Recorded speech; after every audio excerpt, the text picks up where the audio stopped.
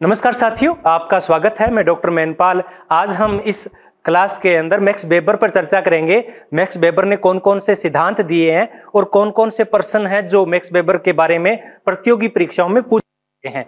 तो आज हम इस क्लास में मैक्स वेबर की सामाजिक क्रिया का सिद्धांत, सत्ता एवं शक्ति का सिद्धांत, आदर्श प्रारूप का सिद्धांत, नौकरशाही, सामाजिक स्त्रीकरण का सिद्धांत और धर्म का समाजशास्त्र आदि बिंदुओं पर चर्चा करेंगे। तो पहले बात करते हैं थोड़े इनके जीवन परिचय के बारे में। तो जीवन परिचय की अगर हम इनकी बात करें तो इनका जन्म 21 अप्रैल 1864 को जर्मनी में हुआ था और इनकी जो जीवन यात्रा है वो 1920 तक चली थी। इन्हें मार्क्स का भूत भी कहा जाता है। इन्हें क्या कहा जाता है? मार्क्स का भूत। क्योंकि मार्क्स ने किसकी बात की थी? मार्क्स ने पूंजीवाद की बात की थी और मैक्स वेबर है वो भी पूंजीवाद की बात करते हैं। अगर हम इनके शोध की बात करें तो इन्होंने मध्यकाल में व्यापारिक संघों के इतिहास विषय पर 1889 में अपना शोध कार्य पूर्ण किया था। अगर हम इनकी समाजशास्त्र की परिभाषा को लें तो इनकी समाजशास्त्र की परिभाषा क्या है कि समाजशास्त्र वह विज्ञान है। ये बहुत बार परीक्षाओं में पूछी जा चुकी है कि समाजशास्त्र वह विज्ञान है जो सामाजिक क्रियाओं के व्याख्यात्मक बोध को कराने का प्रयत्न करता है। तो यहां सबसे महत्वपूर्ण चीज है वो क्या है कि सामाजिक क्रियाओं का अध्ययन करने वाला विज्ञान है और सामाजिक क्रिया भी उसमें वो व्याख्यात्मक बोध, इसको कई नामों से कहा जाता है। इसको निर्वाचनात्मक समझ भी कहा जाता है। व्याख्यात्मक बोध को किस नाम से जाना जाता है? निर्वाचनात्मक समझ। निर्वाचनात्मक समझ का मतलब होता है कि कर्ता क्रिया को जो कोई अर्थ प्रदान करता है वह अर्थ सबसे महत्वपूर्ण होता है। मैं कुछ क्रिया करता हूं या मैं कुछ बोलता हूं, उसका अर्थ क्या है वह सबसे महत्वपूर्ण होता है सामाजिक क्रिया के अंदर। अगर मेरी बात अलग तरीके से पहुंचती है किसी के पास तो वो सामाजिक क्रिया है, वो मैक्स वेबर के अनुसार नहीं होगी। तो व्याख्यात्मक बोध या निर्वाचनात्मक समझ है वो सामाजिक क्रिया में सबसे ज्यादा जरूरी है। इसे इन्हें व्याख्यात्मक समाजशास्त्र का जनक भी माना जाता है और ये सिमेल और टोनी से अत्यधिक प्रभावित रहे हैं। इन्होंने तार्किकता या युक्तिकरण पर विशेष ध्यान दिया है।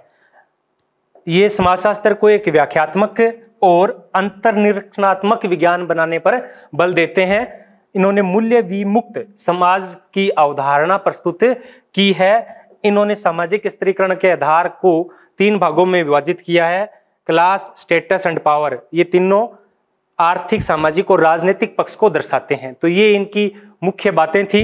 अब बात करते हैं हम इनके सामाजिक क्रिया के सिद्धांत पर। सामाजिक क्रिया का सिद्धांत क्या है?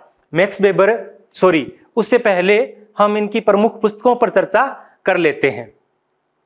तो इनकी प्रमुख पुस्तक है वो है the Protestant ethics and spirit of capitalism, 1904-05 में। कई जगह 4 भी लिखा रहा है, कई जगह 5 भी लिखा रहा है। तो ये इनकी सबसे महत्वपूर्ण पुस्तक है। इस पुस्तक में इन्होंने पूंजीवाद के उदय के कारणों पर चर्चा की थी। दूसरा इनका प्रमुख है, ये इसी से रिलेटेड है, the religion of China, the religion of India, 1916 और 1916-17 में। ये इसी के पार्ट हैं, अलग अलग वॉल्यूम हैं। और इनकी एक प्रमुख पुस्तक है, क्योंकि ये क्या थे? लॉ के विद्यार्थी थे, तो उन्होंने एंशिएंट जुडिशियज्म सिस्टम पर भी एक पुस्तक लिखी है 1917 में। इकोनॉमी एंड सोसाइटी पुस्तक है, इन्होंने 1921 में लिखी थी। इस पुस्तक का मूल नाम है वो है रिट सेफ्ट और गेसल सेफ्ट। ये इनकी पुस्तक का मुख्य नाम है। द सिटी 1922 में लिखी थी। The theory of social and economic organisation 1925 में थी इनकी पुस्तक। The methodology of social sciences, ये भी इनकी प्रमुख पुस्तक है। और द जनरल इकोनॉमिक हिस्ट्री 1950 में, जो इनकी मृत्यु के बाद में प्रकाशित हुई थी। तो ये इनकी प्रमुख पुस्तकें थी। अब बात करते हैं सामाजिक क्रिया के सिद्धांत पर। तो सामाजिक क्रिया जो के सिद्धांत है इन्होंने अपनी पुस्तक the theory of social and economic organisation में दिया था। डिल्थे और रिकर्स से ये प्रभावित था। सामाजिक क्रिया के सिद्धांत को समझने से पहले जरूरी है कि सामाजिक क्रिया क्या है। सामाजिक क्रिया को मैक्स वेबर ने कहा है कि ऐसी कोई भी मानवीय गतिविधि जो दूसरे व्यक्तियों के प्रति की जाती है, जो दूसरे व्यक्तियों के प्रति की जाती है, यानी अकेले में नहीं की जाती है। और इसमें करता क्या है, अपना व्यक्तिनिष्ठ अर्थ प्रदान करता है। तो इस प्रकार की किसी भी गतिविधि को हम सामाजिक क्रिया कहते हैं।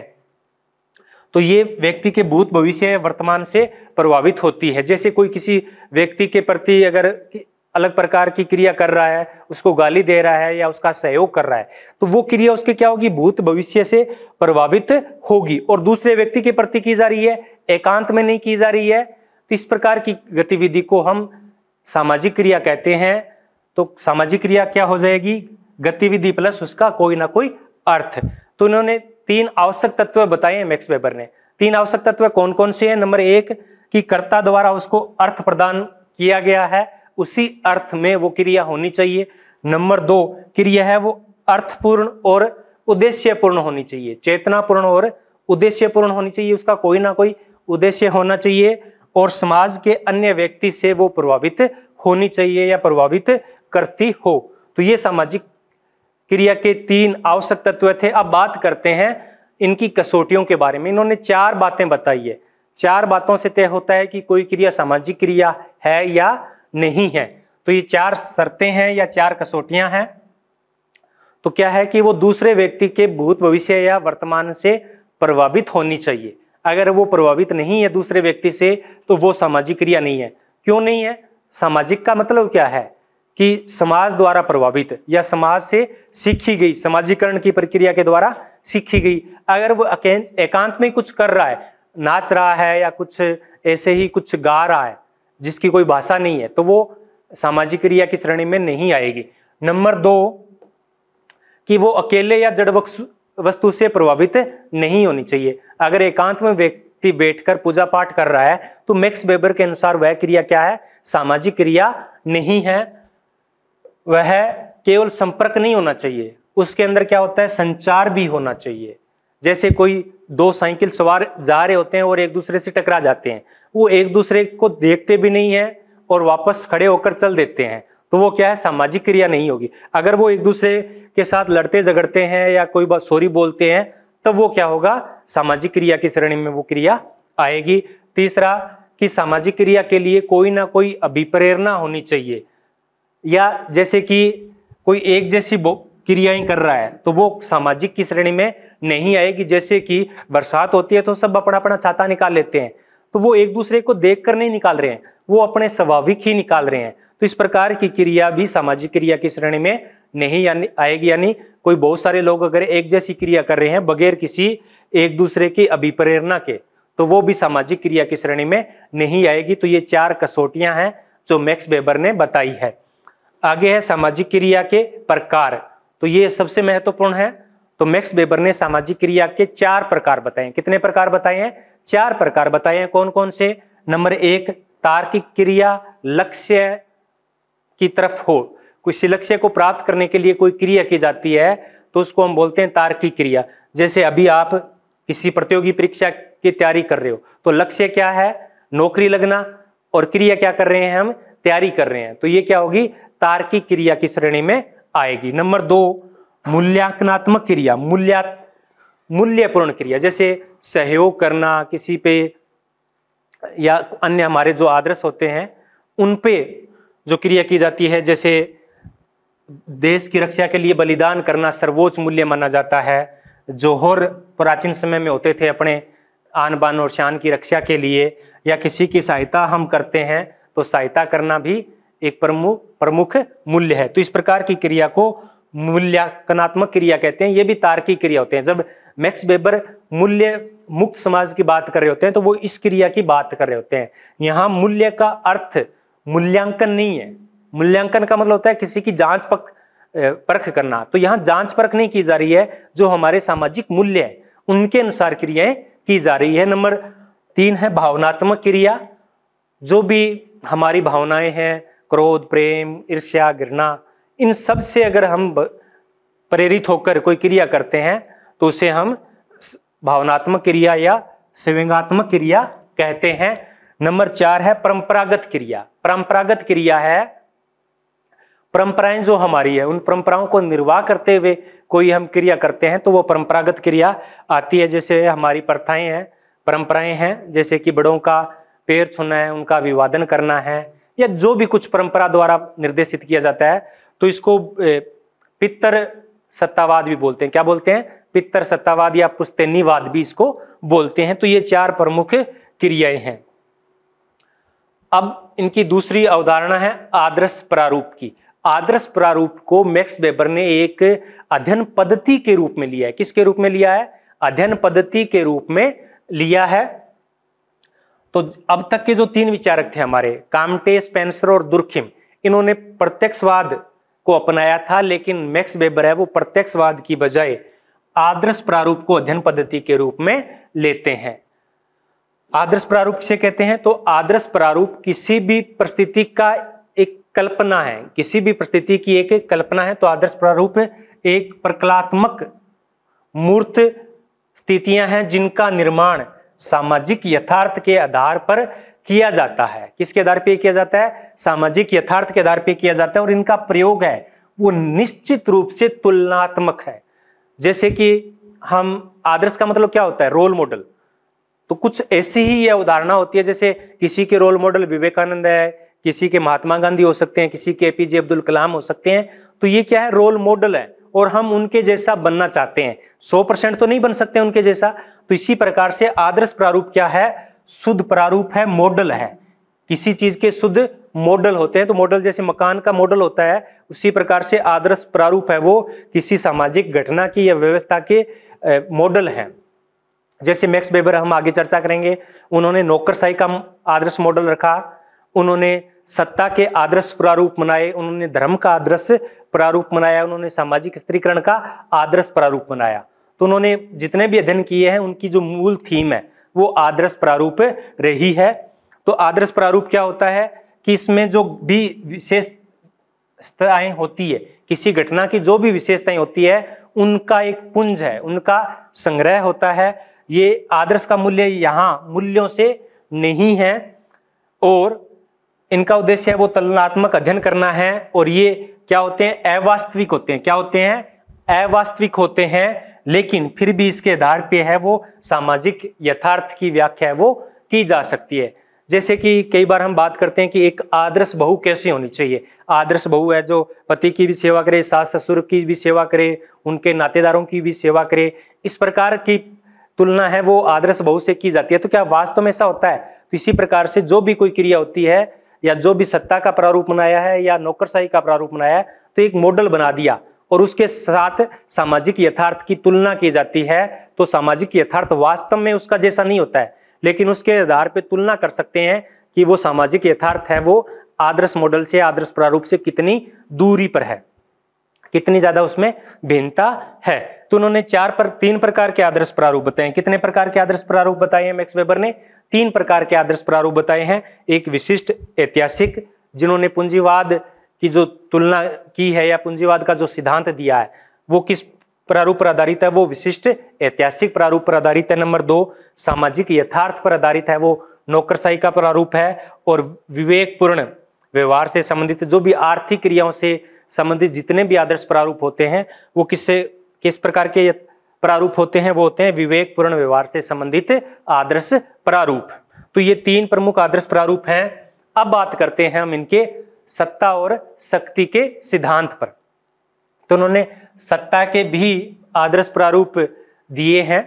तो सत्ता क्या होती है और शक्ति क्या होती है? शक्ति का तो अर्थ होता है ताकत, बल, पावर। तो ये पावर क्या होती है? तो यहां हम अगर सामाजिक अर्थ में बात करें, शक्ति किसे कहते हैं? तो शक्ति कहते हैं कि सामाजिक संबंधों के दौरान एक व्यक्ति या कोई व्यक्ति दूसरे व्यक्ति के प्रतिरोध के बावजूद भी अपनी बात अगर मनवा सके, अपनी इच्छा को पूरा कर सके, तो उसे हम शक्ति कहते हैं।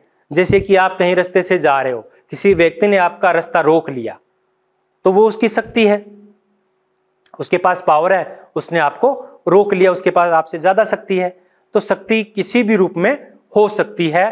तो व्यक्ति प्रतिरोध के बावजूद भी अपनी बात अगर मनवा लेता है तो उसको हम क्या बोलते हैं? शक्ति कहते हैं। और शक्ति के मैक्स वेबर ने दो प्रकार बताए, नंबर 1 वेद शक्ति, नंबर 2 अवेद शक्ति। वेद शक्ति और अवेद शक्ति। तो वेद शक्ति वह होती है जिसे वैधानिकता प्राप्त होती है या समाज द्वारा उसको स्वीकृति प्राप्त होती है, और अवेद होती है उसे ना तो सामाजिक रूप से स्वीकार किया जाता है ना ही कानूनी रूप से स्वीकार किया जाता है। और जो वेद शक्ति होती है इसे ही मैक्स वेबर ने सत्ता कहा है। जो वेद शक्ति होती है इसे ही मैक्स वेबर ने सत्ता कहा है। यानी जब शक्ति को वैधानिकता प्राप्त हो जाती है, जब शक्ति को वैधानिकता प्राप्त हो जाती है तो उसे हम सत्ता कहते हैं। तो मैक्स वेबर ने कुल 3 प्रकार की सत्ता के प्रकारों पर चर्चा की है। एक तर्क विधिक सत्ता या वैधानिक सत्ता, इसको हम बोल सकते हैं वैधानिक सत्ता। जैसे नौकरशाही है, नौकरशाही के अंदर सारे के सारे प्रशासन के लोग आ जाते हैं। जैसे अभी हम चर्चा की कि आप रास्ते से जा रहे हो और कोई व्यक्ति आपको अगर रोक लेता है तो वो क्या, उसकी शक्ति है। लेकिन अगर कोई पुलिसकर्मी आपको रोक लेता है कि नहीं जी आगे तो आज धारा 144 जा चुकी है, आप आगे नहीं जा सकते, यानी आपको उसने रोक लिया है, तो शक्ति है रोक लिया, लेकिन उसकी शक्ति को क्या प्राप्त है, वैधानिक मान्यता प्राप्त है। तो इस प्रकार की सत्ता है उसको बोलते हैं तर्क विधिक सत्ता या वैधानिक सत्ता। नंबर 2 परंपरागत या पितर सत्ता, जो परंपराओं द्वारा सत्ता प्राप्त होती है। जैसे हमें पिता कुछ कहते हैं, माता हमारी कुछ कहती है, दादा कुछ कहते हैं, या प्राचीन समय में राजा महाराजा जो कुछ कहते थे, या इंग्लैंड के अंदर आज भी महारानी का पद है, या कुछ देशों में आज भी राजाओं की परंपरा है। तो परंपराओं द्वारा जो भी कुछ सत्ता प्राप्त होती है उसको बोलते हैं परंपरागत सत्ता या पितर सत्ता। और तीसरा प्रकार है करिश्माई सत्ता। तो ये दोनों सत्ता से भिन्न है। करिश्माई या चमत्कारित सत्ता, चमत्कार होना।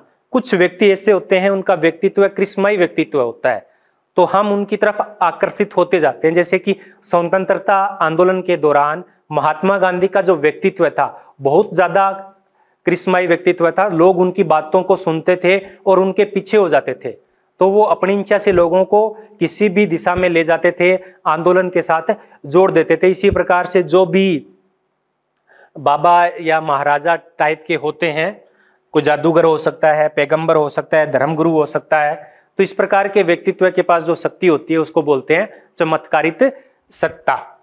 तो ये शक्ति और सत्ता हो गई। अब बात करते हैं नौकरशाही की, ब्यूरोक्रेसी की, अधिकारी तंत्र की। इस शब्द का सर्वप्रथम प्रयोग था वो डी गोर्ने ने किया था। किसने किया था? डी गोर्ने ने। जो इनका नौकरशाही का सिद्धांत है वो किस पर आधारित है? तार्किकता पर आधारित है, युक्ति संगत सिद्धांत पर आधारित है। इसमें क्या है कि उन्होंने कहा है कि आधुनिक समाजों की कार्य प्रणालियों और सत्ता संरचना को समझने के लिए, सत्ता संरचना को समझने के लिए, और इन्होंने जो आदर्श प्रारूप दिया था सत्ता का, कौन सा प्रकार? तार्किक विधिक या वैधानिक सत्ता का जो उन्होंने प्रकार बताया था, इसके एक आदर्श प्रारूप के लिए इन्होंने नौकरशाही की अवधारणा है वो प्रस्तुत की है।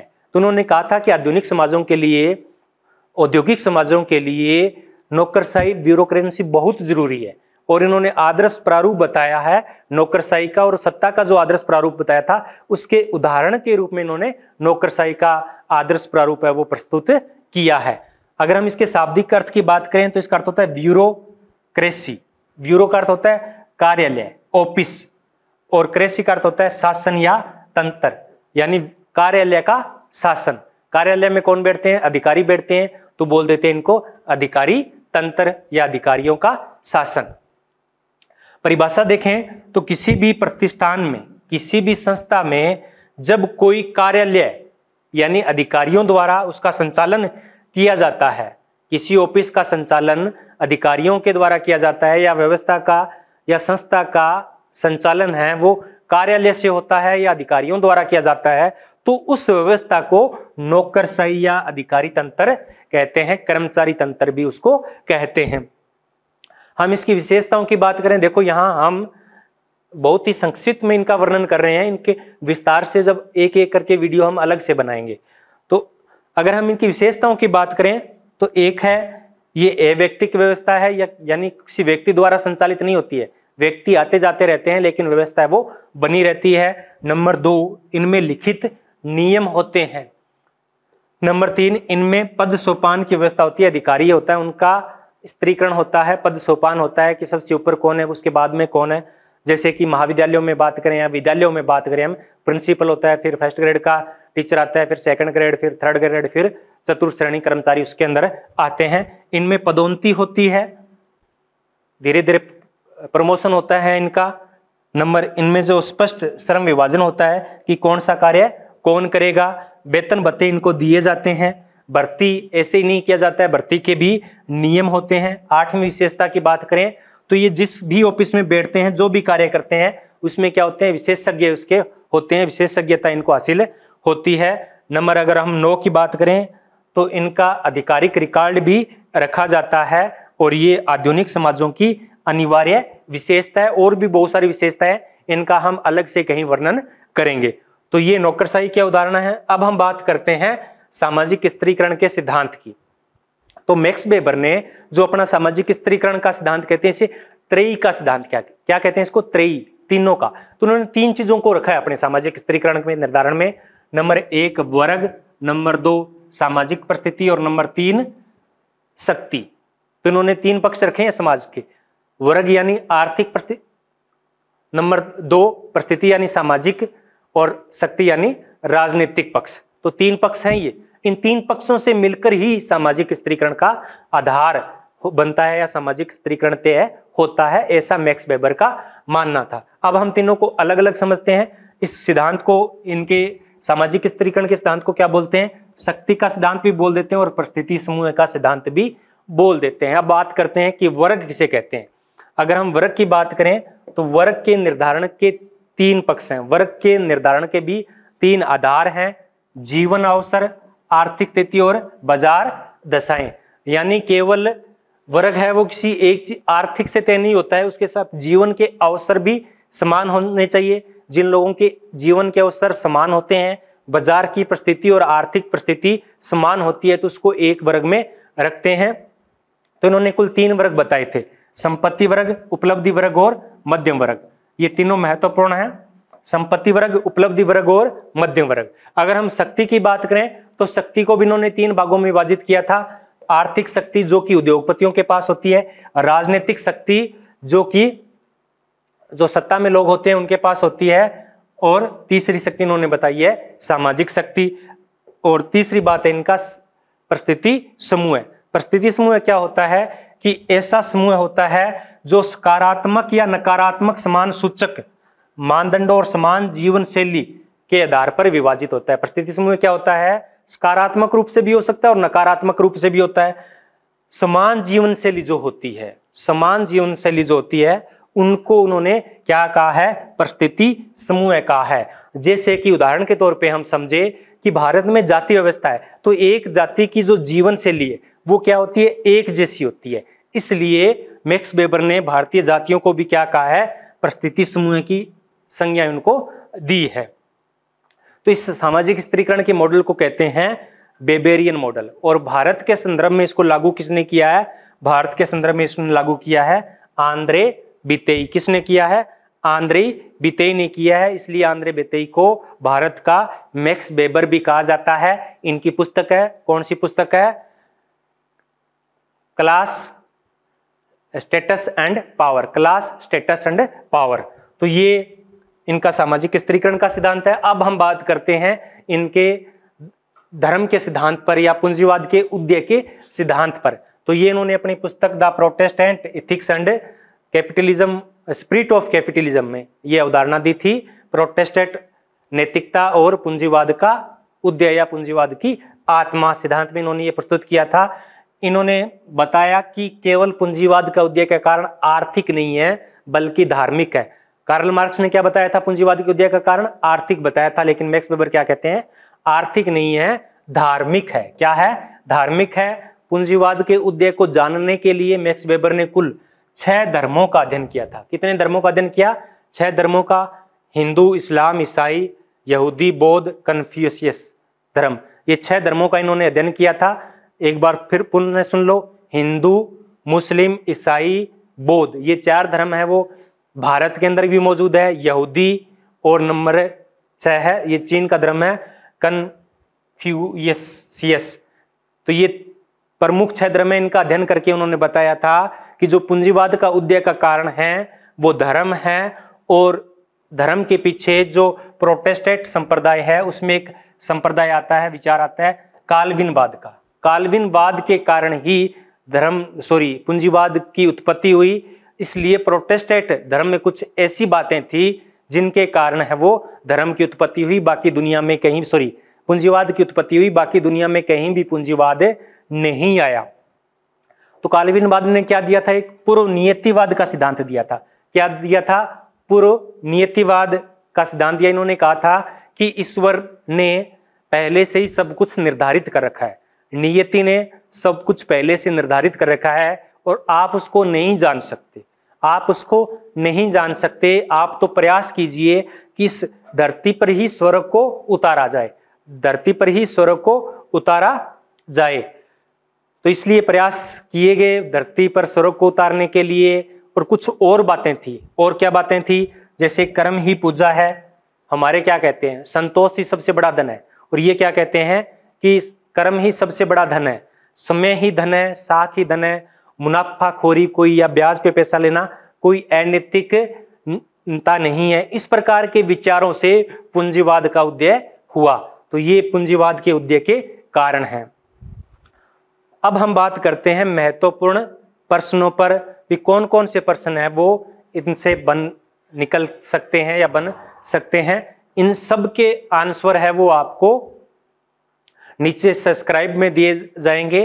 तो आप अगर आपने ये वीडियो अच्छे तरीके से सुना है तो आप निश्चित रूप से इन सब के उत्तर है वो अच्छी तरीके से दे सकते हैं। तो आप इनका स्क्रीनशॉट ले सकते हैं या एक बार वीडियो को रोक कर ये आप प्रश्न देख सकते हैं और इनके उत्तर है वो आप नीचे डिस्क्रिप्शन में आपको मिलेंगे, तो वहां से आप इनको चेक कर सकते हैं। तो ये 7 नंबर है, जैसे कि ये पुस्तक है वो कब आई थी, धर्म का समाजशास्त्र विकसित करने का श्रेय किसको जाता है। 9 नंबर है कि मैक्स वेबर ने सामाजिक क्रिया का सिद्धांत था वो किस पुस्तक में दिया है। इकोनॉमी एंड सोसाइटी पुस्तक के रचनाकार कौन है, इसका मूल नाम क्या है। और कुल ये 19 प्रश्न है, तो 19 प्रश्न है वो आप देख सकते हैं। अगर आपने वीडियो अच्छी तरीके से सुना है तो आप इनको हल कर सकते हैं। इनके उत्तर नीचे आपको डिस्क्रिप्शन में मिल जाएंगे। अगर आपको ये वीडियो पसंद आया हो तो चैनल को सब्सक्राइब कीजिए, को लाइक कीजिए। आपने इतने प्रेम से सुना इसलिए आप सभी का बहुत बहुत धन्यवाद।